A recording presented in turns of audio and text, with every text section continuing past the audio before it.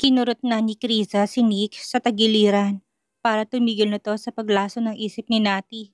Ngunit hindi pa rin siya nito pinansin. Bahagyang napapiksilaw ng konti at nagpatuloy ang bibig nito nang walang tigil. Napailing na lang doon si Krisa na sinulyapan na si Nati na masama na rin ang mga tingin sa kapatid. It's not against the law to be in a relationship, Natalia. O baka naman kasi natatakot ka na kahit may karelasyon ka ng iba, ay wala pa rin pakialam sa'yo si Governor Barcelo. Kung siya pa rin ang gusto mo, edi sundin mong gusto niya. Hintayin mo siya. Magpakamartir ka. Ganun lang. Huwag mo nang gawin pang komplikado ang lahat. Matanda ka na eh. Dapat alam mo ng ganitong bagay. Hindi ka na nahihirapan. Ayoko nga maghintay, Kuya Nick. May di ng salitang yon na para bang hindi makuha ng kapatid.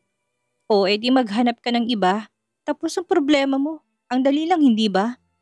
Huwag mo nang idamay pang hipag mo at i-stress mga problema mo. Ngayon pa lang solve na rito ang problema mo. Oh. Hindi makapaniwalang nakatingin na si Nati sa hipag na wala pa ring imik ng mga sandaling yon. Ang linaw ng hinihingi niyang explanation kung bakit biglang naging ganon ang pananaw ng kapatid niya. Kung normal na araw yon, malamang dinadamayan siya nito at sinasamahang mamuhi kay Gaston. Ngunit hindi. Iba ang sinasabi nito. Pinapalampas niyang desisyon ng gobernador na dapat ay hindi. Ang mabuti pa ay magpahinga na lang muna tayo. Si Krisa nang wala ng salitang maapuhap. Hahaba pa ng hahabang usapan nila pero wala rin namang matinong payong makukuha si Nati. Ipinahanda ko ng silid na gagamitin mo. Kailangan mo lang sigurong ipahingang katawan at isip mo, Nati. Hindi naman na nagsalita pa si Nati nang masama pa rin ang tingin sa kapatid.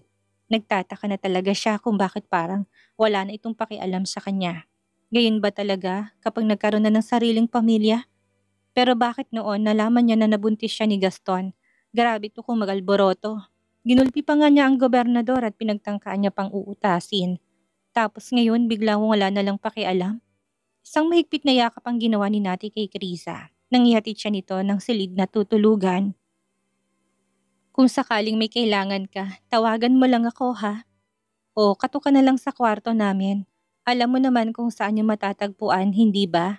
Matulog ka na rin. Ipahinga mo na yung isip mo. Bukas magiging malinaw lang lahat dyan kung anong gusto mo talagang gawing desisyon. Hindi ka pwede na magdesisyon ng mainit ang ulo mo. O galit ka. Kailangan mo munang kalamayin ang iyong sarili, Nati. Tumango lang si Nati nang sumara ang pintuan ay tamad ang mga paang tinungo na niya ang kama. Nangihinang pabalagbag na itinumba niya ang kanyang katawan. Kinuha ang kanyang cellphone. Lalo pa siyang nadismaya nang makitang ni isang message ay wala man lang ipinadala doon ng gobernador. Tsk, sama niya talaga. Hindi man lang siya nag-abalang mag-alala kung nasan ako pumunta ngayong gabi. Gayong pinagpaalam niya ako na makakasama niya kina Mommy. Ganyan bang mahal? Kami? Kung pagbibigyan ko siya, nakikinita ko na matutulad lang sa dati. Ang paghihintay ko sa kanya, ibuburo lang niya kami ni Brixton sa apartment. Ganun lang din. Hindi ko inipaparana sa anak ko si Brixton. Ilang minuto pa siyang nag-scroll sa social media account upang libangin ang sarili. Akmang papatay na sana yon upang matulog na nang may makita siyang dalawang message na nag-appear sa inbox niya. Sa pag-aakalang si Gaston na nagpadala noon ay kaagad niyang binuksan at binasa. Napakunot siya nang noon nang makitang si Alex at Peter ang nagpadala ng message. In-unblock niya na nga pala si Alex dahil gusto niya itong i-stalk kaya malamang ay nakapag-message sa kanya. Si Peter naman ay himalang nabuhay ang account na noon pa man habang nagtatago siya palagi ng may message sa kanya. Deadma lang niya, hindi niya ito binigyan ng pagkakataon makakuha ng impormasyon kung nasaan siya. Parehong nangangamusta, ngunit mas mahaba at marami ang message ni Peter na kadalasan ay nag-uusisa sa relasyon na meron siya kay Gaston. Ilan pa sa message nito ay nag-aayang mag-bar hopping sila. Ilang beses na pinag-isipan yun ni Nati sa sitwasyon niya na medyo natitempt siyang pumayag dito. No, Natalia, dapat ay graduate ka na sa ganyan. May anak ka na. Oras na simulan mo to, paniguradong hindi mo na naman mapipigilan ang sarili mo. Isa pa baka mapabayaan mo si Brixton at ang trabaho mo na dapat ay siyang priority mo. Nagbago ka na, hindi ba? Kausap niya pa sa kanyang sarili. Right, nagbago na ako. Hindi na ako gaya ng dati. Bagay na kailangan panindigan ko ano man ang mangyari. Sagot niya sa sarili niyang tanong na tila ba kinukumbinsi ang sariling hindi niya pwedeng gawin na muli ang bagay na yon. Ipinikit na ni Nati ang mga mata, sinusubukan ng matulog na. Come on, Natalia, matulog ka na. Maaga ka pang gigising bukas upang umuwi ng mansyon. Sa kabilang banda, hindi mapalagay si Krisa. Kakatapos niya pa lang na mag-pregnancy test. Talagang hinintay siya ni Nick na gawin yon kahit na ilang beses niyang sinabi na kinabukasan na lang itong gawin. Hindi lang isang beses kundi 5 pregnancy test ang ginawa niya at iisa lang din ang result noon. 2 guhit na pula. Positive. Buntis siya sa second baby nila ni Nick Bentacourt. Ganun na lang ang galak ni Nick na niyakap na ng mahigpit ang asawa. Binuhat niya pa ito at inikot-ikot habang punong-puno ng pag-ibig ang mga matang nakatingin sa mukha ni Krisa. Mabuti na lang at wala sa lasa silid ni Nixa na kung nagkataon ay paniguradong magigising sa ingay na nilikha nilang mag-asawa na sobrang natutuwa. Mararanasan na kasi ni Krisa na toong mag-alaga ng baby. We did it, baby. We did it. Bulalas ni Nick na hindi na rin makapaniwalang magkakaanak na muli. Mariin niyang sinilang halik ang labi ni Krisa. Nalutang pa rin ang mga sandaling yon matapos nang ibaba ito sa pagkakabuhat niya. Hindi pa rin makapaniwalang babae sa katotohanang buntis siyang muli. Magpapa-check up pa rin tayo sa Dr. Nick. Baka mamaya false pregnancy ito. Alright, Krisa. Bukas na bukas din ay magpapatingin tayo sa doktor bago natin ipamalita. Muling naglapat ang kanilang mga labing dalawa at pinagsaluhan ang init ng pagmamahal para sa bawat isa. Pagkaraan ng ilang taon, dadagdagan pa natin sila hanggang mapuno natin ang mga bakanting silid. Pabirong inirapan ni Krisa si Nick na niyakap lang siya ng mahigpit. Bagamat pagod sa kanilang ginawa, hindi pa rin makatulog si Krisa. Ikot siya ng ikot sa higaan na para bang merong kulang.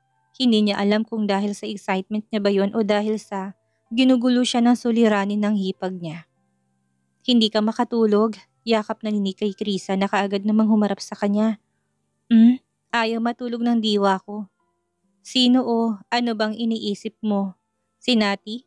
Matanda na siya. Hayaan mo siyang resolbahin ang sarili niyang problema. Kaya niya nang lusutan ng lahat ng yun. Siya lang ang nakakaalam na gusto niyang gawin. Oo na. Samahan mo ba ako sa hospital bukas? Yes, of course, Krisa. Sabi ko naman sa'yo hindi ba na palagi na akong mananatili sa tabi mo. Paggising nila kinabukasan ay nakahanda na rin na umalis si Nati. Nahalata sa mga mata niyang nangingitim ang nanlalaking eye bags na halos hindi malang nakatulog ng nagdaang gabi. Malapat ang ngumiti sa mag-asawa na para bang walang nangyaring malalang iyakan na nagdaang gabi sa pagitan. Tita Nati? Nanlalaki ang mga matang tanong ni Nixa nang maaninag ang tiyahin na nakatayo doon. Hi Nixa! Good morning! Kaway pa ni Nati pinagsiglang kanyang boses na bumati sa pamangkin. Mabilis na tumakbo palapit sa kanya si Nixa matapos na bumitaw to sa hawak ng kanyang ama. Naka-uniform na tanda ng pumasok na naman ng school. Lumuhod naman si Nati upang yakapin ang pamangkin na halos umabot sa kanyang tengang malapad ng ngiti. Matapos na yakapin ito ng ilan pang minuto ay nagpaalam na rin si Nati sa kanyang kapatid at hipag na mauuna nang umuwi ng mansyon. Sumabay ka na sa amin, ihahatid lang namin si Nixa ng school at luluwas din naman kami. Puno ng katanungang nilingon ni Nati ang kapatid. Alam niyang doon ang opisina nito pero bago sa kanyang pandinigang pagsama ng kanyang hipag, lalo na kung wala naman tong kailangang gawin. Kasama mo si Krisa? Saan naman kayo pupunta? Magdi-date? Nilaki pa niya ng mali siyang huli. Sa pagkakaalam niya hindi naman si Krisa ang humahawak ng studio nito, kung hindi ibang tao yon kaya walang dahilan upang sumama to paluwas kung hindi importante ang kanilang pupuntahan. Sa hospital, check-up, naalarma na si Nati sa sagot ng kapatid. Marahil ay dahil suking-suki ng pamilya nila sa pagamutan. Sino magpapa-check up? Sumingit na si Krisa para matapos ang kanilang usapan. Nakita niya kasing pinapahaba lang yun ni Nick upang abalahin ang alis na niyang kapatid. Siya nang magsasabi kay Nati ng sagot nito. Ako, Nati, may patitingnan lang naman kami. Not serious matter. Napaawang ng bibig ni Nati at tumango-tango. Wala sa plano niyang sumabay pa sa mag-anak. Gusto niya nang umalis. Basta, gusto niya rin na munang mapag-isa na makapag-isip siya ng tama. Hindi na, mauna na ako sa inyo. Paniguradong hinihintay na ako ni Brixton. Hindi na rin naman siya pinigilan ni Nick na magtungo na sa kusina habang akay ang anak na si Nixa. Naiwan sila ni Krisa sa sala. May mga dumadaan namang taxi sa lugar pero syempre, hindi siya magta-taxi. Ayaw niya maghintay ng siyam-siyam sa labasan kung pwede namang manghiram siya ng kotse. Hiramin ko yung isa sa mga sasakyan niyo ha. Nakangising tura na ni natin ikinatangulang naman ni Krisa. Hindi rin naman nila magagawang tanggihan ng hipag. Isa pa'y nagmamadali nga rin ito. Sige na, pili ka na lang sa garahe. Ganitong pagsang-ayon kay natin na siyang inasahan naman ng babae. Siya nga pala, kumain ka na ba ng almusal? Baka hindi pa, kumain na muna tayo bago ka umalis. Tapos na, salamat Krisa. Masigla ng tura ni Nati na tumalikod na upang tunguhin ang lalagyan ng mga susi ng sasakyan nilang mag-anak. Sumungaw pa sa pintuan ng kusinang mukha ni Nati upang magpaalam na muli sa kanyang kapatid na inasikaso ng pagkain ni Nixa. Sobrang hands-on ito sa anak. Biglang nainggit na naman si Nati. Nahiling na sana ganun din si Gaston kay Brixton. Kuya Nick, una na ako ha. Pahiram na muna ng isa sa mga sasakyan mo. Huwag kang mag-alala, iingatan ko naman. Sige, ingat sa pagmamaneho. Tanging reaksyon ni Nick nang hindi tumitingin na sa kay Nick siya pa rin ang mga mata, nitong para bang ayaw man lang niyang malingat ang bata sa kanyang paningin. Tawag ka. Kung dati, pagdadamutan siya ng sasakyan ng kapatid at sasabihin na mas magandang mag-taxi na lang siya para mas safe, ngunit mukhang laki na talaga ng pinagbago ng lalaki mula nang magkapamilya. Natuto na itong magtiwala sa mga magiging desisyon niya. Bagay na hindi alam ni Nati kung maganda ba yung pangyayari o hindi. Tila ba merong kulang sa pagkatao niya. Medyo namimiss niya rin kasi ang pagiging protective ng kuya Nick niya. Yung tipong ayaw siya nitong masasaktan. Ngayon, hinahayaan na lang siya nito na damhin ng kirot na mga hagupit ng pagsubok sa kanyang patuloy na pag-usad sa buhay. Alright, tatawag ako kapag nasa mansyon na or magsisend na lang ng message. Naging smooth lang ang naging biyahe ni Nati paluwas dahil sa maaga pa masyado. Kung kaya naman hindi siya naabutan ng matinding traffic. Nang nakarating ng mansyon, hindi na muna siya bumaba ng sasakyan. Chinek niyang cellphone at nagbabaka sakaling may message na doon ng gobernador. Laking pagkadismaya na naman niya nang wala pa rin. Halatang nakikipagmatigasan din sa kanya si Gaston. Wala pa rin talaga siyang message. Hindi ko akalain na magagawa na naman akong tiisin. Pagkatapos ng mga nangyari sa amin, ano yun? Wala lang? Normal lang? Patuloy niyang himutok kahit pa siya lang naman ang nakakarinig ng kanyang ginagawang pagrereklamo. Ang matandang talaga na yun. Wala na bang natitirang sweet bones sa katawan niya? Nakakasira na naman siya ng araw. Kahit isang text lang. Padabog niyang binuksan ng sasakyan kung saan napatingin ng ilang mga maid na nasa labas ng mansyon at ginagawa ang kanilang trabaho. Umayos ng tayo si Nati at tumango sa kanila nang sulyapan siya nito at taasang noong pumasok na sa loob. Sanay naman ang ganong ugali niya sa mga kasama nito. Kung ayaw niya sa akin, sa amin ni Brixton, pues ayaw ko rin sa kanya. Hindi namin ipipilit na gustuhin niya. Tuloy-tuloy siyang umakyat ng kanyang silid pagpasok ng loob. Gusto pa niyang matulog. Kaunting oras lang at ang naging idlip niya ng nagdaang gabi. Binabagabag kasi siya ng mga salita ng kanyang kapatid. Kung ayaw niya maghintay ng 2 years, edi maghanap siya ng ibang lalaki. May tama nga naman ang kuya Nick niya sa part na yon at kinukonsindera ni natin na sundin na lang ang payo nito na maghanap na lang ng iba. Hindi niya rin kasi ma-imagine na muling mararanasan ng mahabang paghihintay kay Gaston. Oo at mahal niya ang gobernador, ngunit hindi sapat na siya lang ang nagmamahal at nag-e-effort. Dapat magkatulong sila. Deserve niya na bigyan ng effort, hindi yung siya parati ang gagawa nun. Oh, ang aga mo naman yatang umuwi. Kamusta naging pag-uusap niya ng Governor Barcelo? Ang kanyang ina na halatang bagong gising pa lang, dala niyang walang lamang bote ng gatas ni Brixton. Malamang ikukuha siya ng panibagong gatas sa baba, kung kaya maaga to. Nagtatakang ginang ng aga ng kanyang bunsong anak. Inaasahan pa nga niya na ilang araw ang gugugulin ni Nati doon. Hindi ganito kaaga na makikita ngayon. Kukunan kong anak mo ng gatas. Tulog pa naman siya pero para na yun mamaya pagising niya. Late na nakatulog kagabi dahil hinahanap ka. Sure na late siyang gigising. Hindi sinagot ni Nati ang katanungan ng ina na may kinalaman kay Gaston. Wala siya sa mood. Kung bubuksan niya yun, malamang ikinakailangan niya mag-explain at natatamad siyang gawin yon. Kukunin ko na siya sa silid niyo, Mommy. Hindi na rin naman ako nakatulog ng maayos kagabi. Makahulugan ng initian ng ginang si Nati sa pag-aakalang may ibang kahulugan ang kanyang mga sinabi. Agad niya na nga lang pinutol ang pantasya ng kanyang ina dahil malinaw niya nang nabasa yon. Hindi pwede na mag-conclude ito ng isang bagay na hindi naman tunay na nangyari. Aasa at aasa lang din sila. Sa villa ni na Kuya Nick sa Batangas ako natulog, Mom. Hindi sa kung saan gaya ng iniisip mo. May pag-irap pa ito sa kanyang ina upang iparating ang inis na nararamdaman niya. Gulantang naman ang ginang sa kanyang narinig. Ikiniling pang ulo upang masipatin ang mukha ng bunso niyang anak. Baka ginugood time lang siya nito at nais na itago ang kung anumang nangyari sa pagitan nila ng gobernador. Ha? Bakit naman doon? Sa tawag mo sa akin kagabi, hindi at si Governor Barcelo ang kasama mo? Kukunin na si Brixton sa silid niyo, Mommy. Bago pa muling maituloy ang salita ng ina, ay tinalikuran niya na ito at tuluyang iniwan. Hahaba pa ang magiging explanation niya kung sakaling magtatagal pa siya sa harapan nito. Mausisa pa naman ng ina. Natalia, hindi pa tayo tapos mag-usap. May mga katanungan pa ako. Wala nang nagawa doon ang ginang kung hindi ang sundan na lang siya ng tingin na puno pa rin na doon ng katanungan ng mga mata. Napapaisip ko anong nangyari sa pag-usap nila ng gobernador at kailangan na sa Batangas ito matulog at hindi gaya ng paalam. Para siguraduhin ang sinabi ng bunsong anak na totoo, ay minabuti niyang tawagan ng panganay niyang si Nick. Baka kasi ini-etchos lang siya ni Nati at ayaw lang nitong umamin na okay na sila ng gobernador. Mahilig pa naman tong mang-good time. Ang alam niya ay ang gobernador ang kasama nito kaya naman hindi niya maintindihan ang dahilan na sinabi ng anak.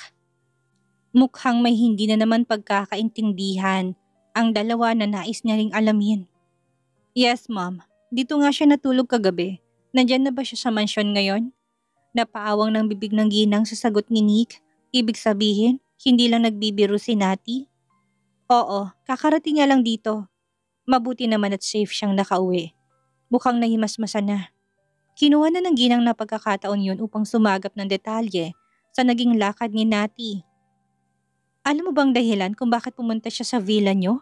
Ang paalam niya sa akin kagabi ay si Governor Barcelo raw ang kasama niya dahil kailangan nilang mag-usap tungkol kay Brixton. Ilang segundong lumipas sa kabilang linya bago tuluyang sumagot sa kanya si Nick. Hintayin niyo na lang siya ang magpaliwanag, Mommy. Puno ng ingat at pagtitimpi na tura ni Nick sa ina. Nahalatang hinihintay ang magiging sagot niya. Ibababa ko na rin ang tawag. Nasa ospital kami. Napadilat ang mga mata ng ginang na pababa na ng hagdan upang kumuha ng gatas ng kanyang apo sa huling salitang sinabi ng anak. Kumabog ng kanyang puso sa salitang hospital na nabanggit ng anak. Hospital? Ano namang ginagawa niyo sa hospital? May nangyari na naman ba kay Nixa? Hinihingal na tanong nito. Inaasahan na naman niyang ganung bagay pero hindi yung ganung kadalas at palagi na lang. Wala, Ma'am. You don't have to worry about Nixa. Magpapa-check up lang kami ni Krisa. Nakahinga na doon ng maluwag si Mrs. Bentacourt. Ang bungakala na naman niya ay nang dahil yun sa unang apo.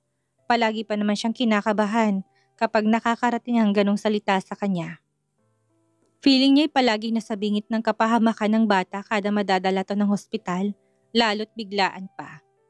Okay, sige. Ingat na lang kayo. Tatawag ako kasi baka mamaya nandyan na kami kumain ng hapunan. Okay, sige. Tumawag na lang kayo dito ng maaga para naman makapaghanda ng hapunan. Mahimbing pa rin ang tulog ni Brixton nang buhatin to ni Nati. Patungo ng kanilang silid. Isa sa mga faktor na naisip ni Nati na kaya hindi ito makatulog na nagdaang gabi ay dahil sa ibang silid ang gamit nila. Sanay itong naaamoy siya na alam niyang nasa hangin ng kanyang kwarto. Marahan lang itong gumalaw na ihiga niya sa kama, ngunit nanatiling mahimbing pa rin ang kanyang tulog.